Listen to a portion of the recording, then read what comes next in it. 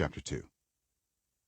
When anyone brings a grain offering to the Lord, their offering is to be of the finest flour. They are to pour olive oil on it, put incense on it, and take it to Aaron's sons the priests. The priest shall take a handful of the flour and oil together with all the incense and burn this as a memorial portion on the altar, a food offering, an aroma pleasing to the Lord.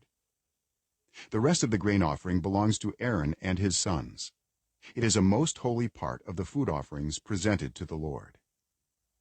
If you bring a grain offering baked in an oven, it is to consist of the finest flour, either thick loaves made without yeast and with olive oil mixed in, or thin loaves made without yeast and brushed with olive oil.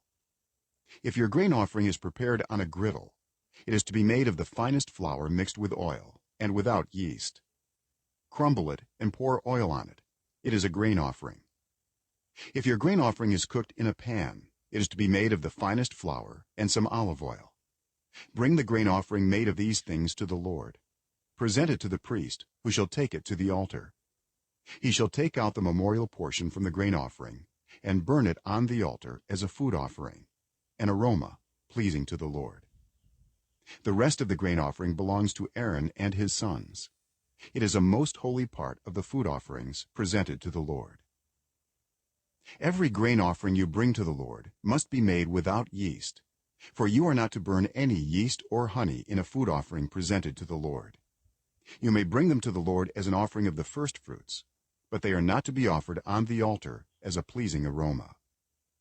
Season all your grain offerings with salt. Do not leave the salt of the covenant of your God out of your grain offerings.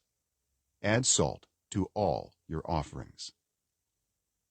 If you bring a grain offering of first fruits to the Lord, offer crushed heads of new grain roasted in the fire.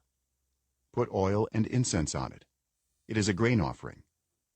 The priest shall burn the memorial portion of the crushed grain and the oil, together with all the incense, as a food offering presented to the Lord.